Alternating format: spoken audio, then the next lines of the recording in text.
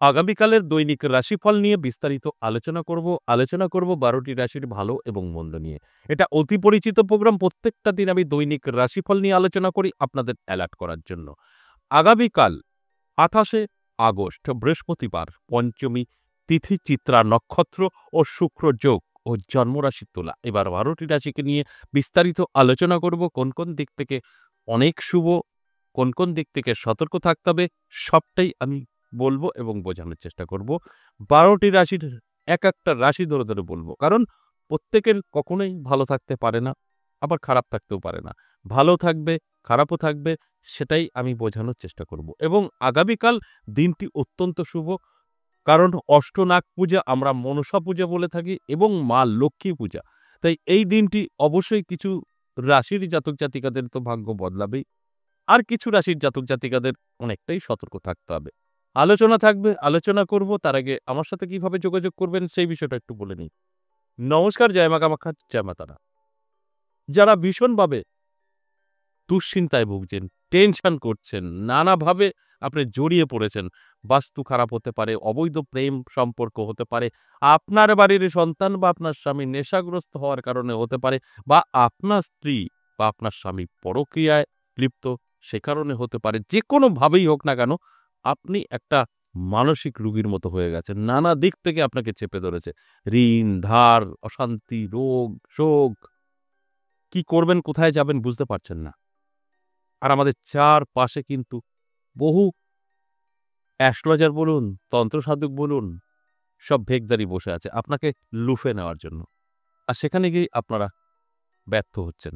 তাই যদি মনে হয় যে একটু সঠিক জায়গায় পৌঁছাতে চাইছেন, যোগাযোগ করতে পারেন। দুটো জায়গায় আমাকে পাবেন। তারাপীঠ এবং আমার নিজের মন্দির ১০ মহাবিদ্যা কালীবাড়ি। তারাপীঠ আপনাদের সকলের পরিচিত জায়গা, সকলেই চেনেন। তারাপীঠ নতুন করে বোঝানোর কিছু নেই। সেখানে পাবেন ইংরেজি মাসের শুরু এবং শেষ। সেপ্টেম্বর মাসে পাবেন ১২ এবং ১৩ তারিখ। আর আমার মন্দির ১০ মহাবিদ্যা কালীবাড়ি, যেটা বীরনগর, কৃষ্ণকালী মায়ের মন্দির, অর্থাৎ কৃষ্ণকালী ধাম। এখানে আপনি পাবেন সপ্তাহে ৩ দিন, সোমবার, মঙ্গলবার, বুধবার, বেলা ১১টা থেকে সন্ধ্যে ৬টা। তাই এই দুটো জায়গার কোনো একটি জায়গায় যদি মনে হয় যে আপনি আসতে চাইছেন, তাহলে অবশ্যই আগে থেকে নাম লিখিয়ে তারপর আসতে হবে। আপনি হঠাৎ চলে আসলে আপনার সঙ্গে কিন্তু দেখা হবে না। নাম লেখাতে হবে, তারপর আসতে হবে। দেখবেন দুটো নাম্বার আছে। একটা কলিং নাম্বার, একটা হোয়াটসঅ্যাপ নাম্বার। কলিং নাম্বার অবশ্যই আপনাকে কল করে জেনে নেবেন, আপনাকে সম্পূর্ণ গাইড করবে এবং কলটা সবসময় রিসিভ করে। আর যেটা হোয়াটসঅ্যাপ নাম্বার, হোয়াটসঅ্যাপ নাম্বারে ভয়েস বা লিখে আপনি বলতে পারেন, অবশ্যই তার রিপ্লাই আপনি পাবেন। তাই যদি মনে হয় আপনার প্রয়োজন আছে, তাহলে এই দুটো জায়গার কোনো একটি জায়গায় অবশ্যই আমার সাথে সাক্ষাৎ করতে পারেন। আপনার বিপদ থেকে, আপনার সমস্যা থেকে অবশ্যই বার করে আনার দায়িত্ব আমার। তবে 100% আপনি কখনোই সফলতা পাবেন না। আমি সবসময় বলি 80% সফলতা পাবেন। সম্পূর্ণভাবে একটা মানুষের জীবন পরিপূর্ণতা কখনো পায় না। তাই যদি মনে করেন আমি যেরকম সব হারিয়েছি 100% পাবো বা সেইভাবে আমি গুছিয়ে নেব, তাহলে ভুল করবেন, আসার প্রয়োজন নেই। তবে আমি এতটুকু বলতে পারি যে অন্যান্য জায়গায় যেরকম আপনি ঠকেছেন সেটা ঠকবেন না। তবে সম্পূর্ণ রিকভারি আপনার না হলেও 80% আমি আপনাকে সাহায্য করতে পারি। এবার আসুন আজকের আলোচনা, যে বিষয় নিয়ে দৈনিক রাশিফল। এই দৈনিক রাশিফল নিয়ে আমি প্রত্যেকটা দিন আলোচনা করি আপনাদের অ্যালার্ট করার জন্য। আজও অ্যালার্ট করার জন্যই আলোচনা করব। এই আলোচনা থেকে আপনারা যদি অ্যালার্ট হতে পারেন, ভাগ্যের চাকা ঘুরবে। নানাভাবে আপনার জীবনে কিন্তু সুযোগ এবং যোগাযোগ তৈরি হবে।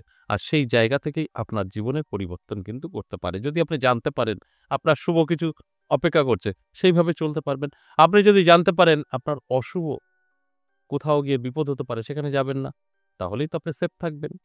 তাহলে আসুন এক এক করে রাশিগুলো বলি। প্রথমেই যে রাশির কথা আমি বলব সেটা হচ্ছে অবশ্যই মেষ রাশি।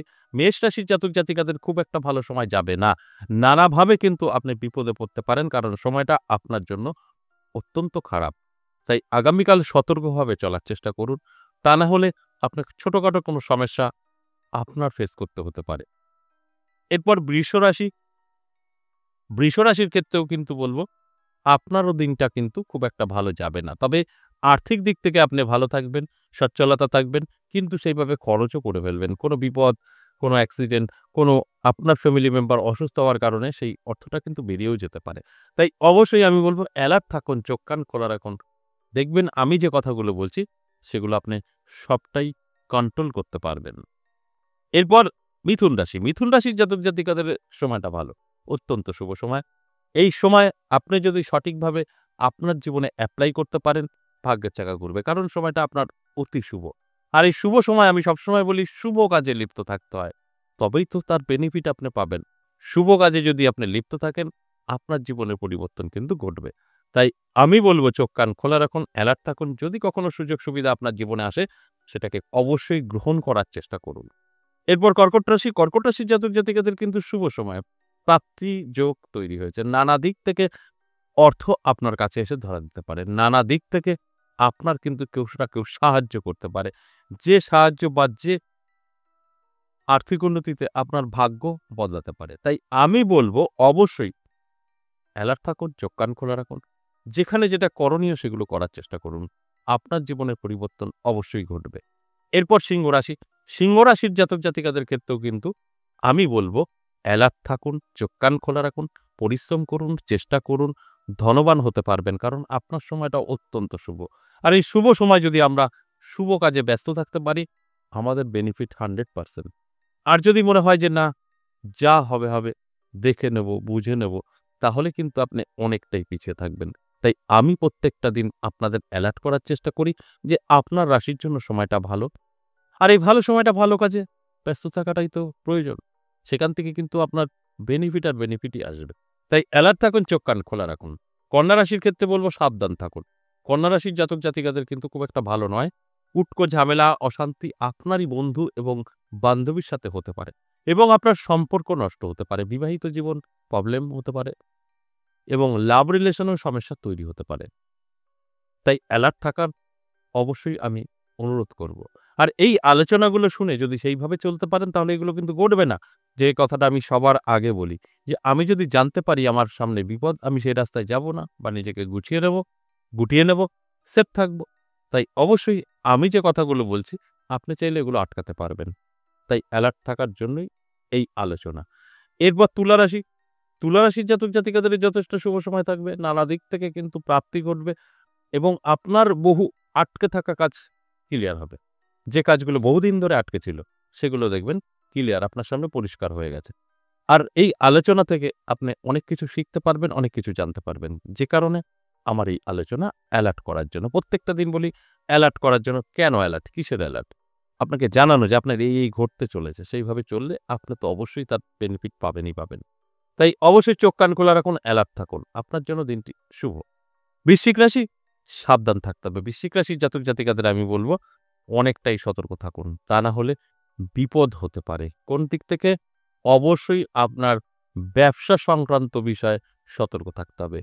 চুরি হতে পারে, অর্থ ক্ষতি হতে পারে। যেকোনোভাবে আপনার ব্যবসা লস রান করতে পারেন। হঠাৎ করে একটা খবর শুনলেন একদিনের বিষয়, এটা তো লং টাইম নয় যে আপনার একটা আ ব্যবসার দিক থেকে কিছু একটা নষ্ট হয়ে যেতে পারে, কিছু ক্ষতি হয়ে যেতে পারে।